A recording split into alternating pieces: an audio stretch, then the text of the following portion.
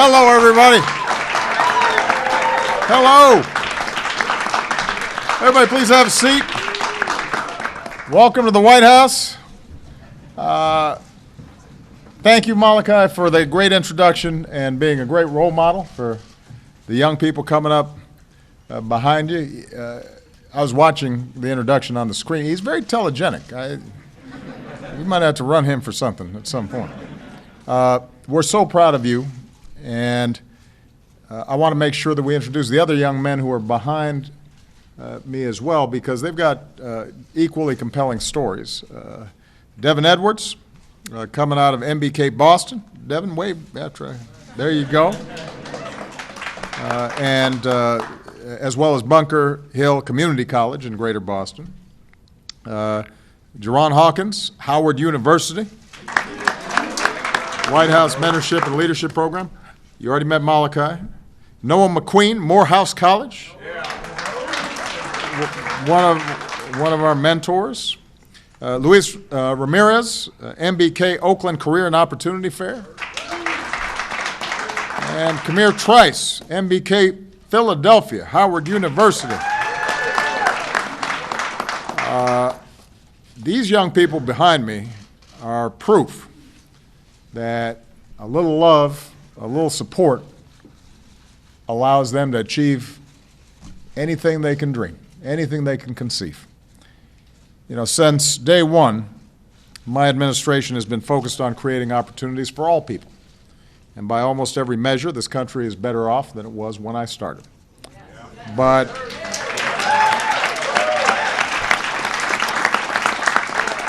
what we've also long understood is that some communities have consistently had the odds stacked against them.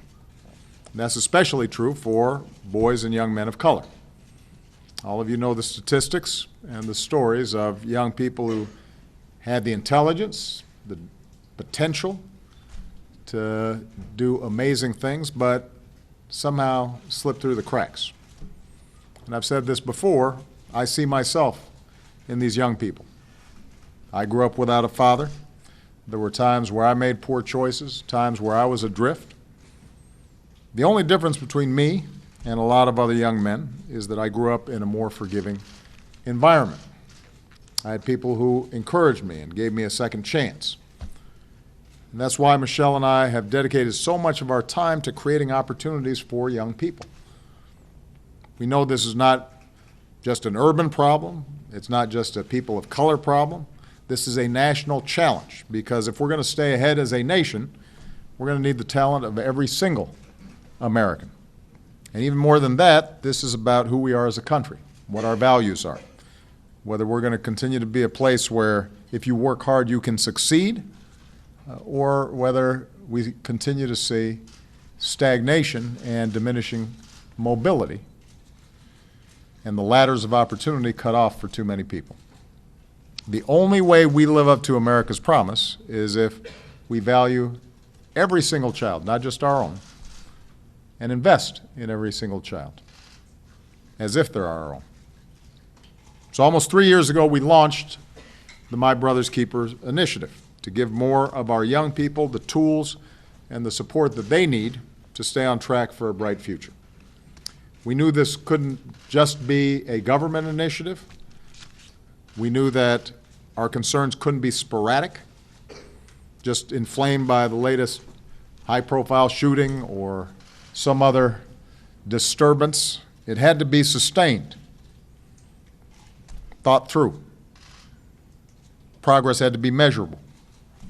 So we put out a call for action across the country. And I've just got to say the response was incredible. Hundreds of you, mayors, tribal leaders, county executives, have created MBK communities in all 50 states as well as DC and Puerto Rico. Businesses and foundations, many of whom are represented here today, are working across sectors and investing more than $1 billion in proven pathways for young people. In just a few years, the progress we've made is remarkable. So I just wanted to come by and say thank you. Thank you.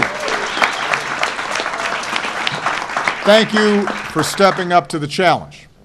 Thank you for being great partners in this work. Thank you for believing in our young people.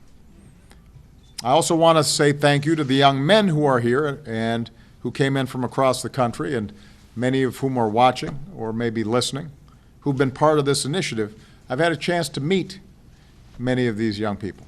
Everybody on this stage I've had significant conversations with. I've heard their stories. And I've seen young men like this grow into confident, capable, responsible men. Many of you have overcome unbelievable obstacles, obstacles that most people never have to face. It hasn't always been easy, but look at the progress that you've inspired. I could not be prouder of these young people and so many who are participating around the country. And this is just the beginning. We are going to keep these efforts going, to invest in our young people, to break down barriers that keep them from getting ahead, and to make sure that they've got a chance to contribute. And we're going to need more of you to be mentors and role models and supporters for this next generation. As they keep moving up in the world, then we're going to call on them to reach back and invest in the folks who are coming behind them. And that's the final point I want to make. My Brother's Keeper was not about me. It was not about my presidency. It's not even just about Malachi and all these amazing young men behind me. It's about all of us working together, because ensuring that our young people can go as far as their dreams and hard work will take them is the single most important task that we have as a nation. It is the single most important thing we can do for our country's future.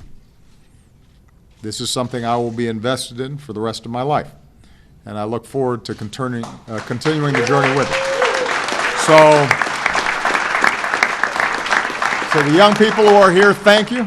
To folks who are investing and supporting this effort, thank you, but we are just scratching the surface. For every one of these young men, there are tens of thousands, hundreds of thousands who are not currently being reached.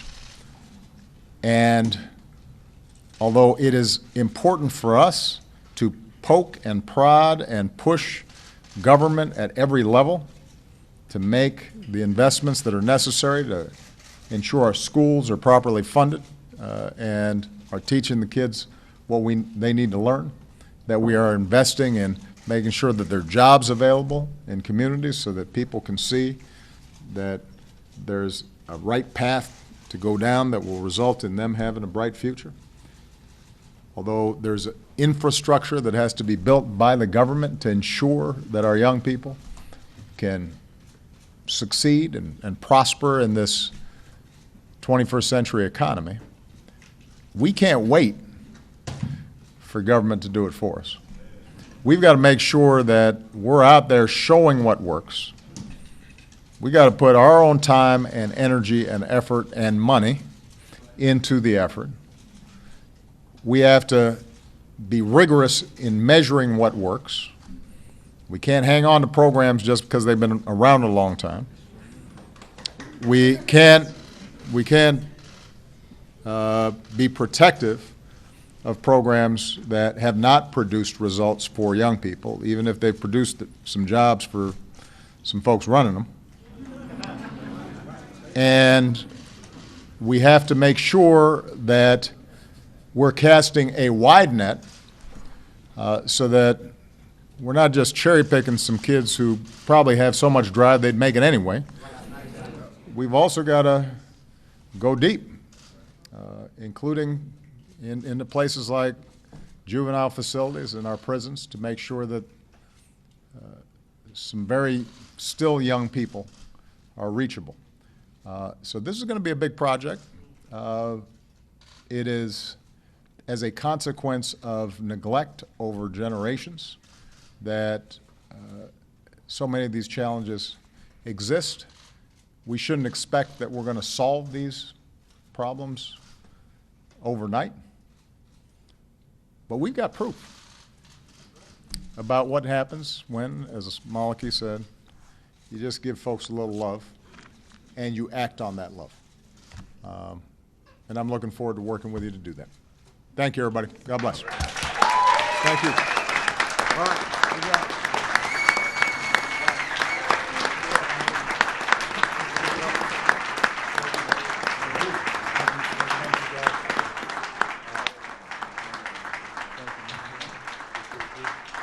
Thank you.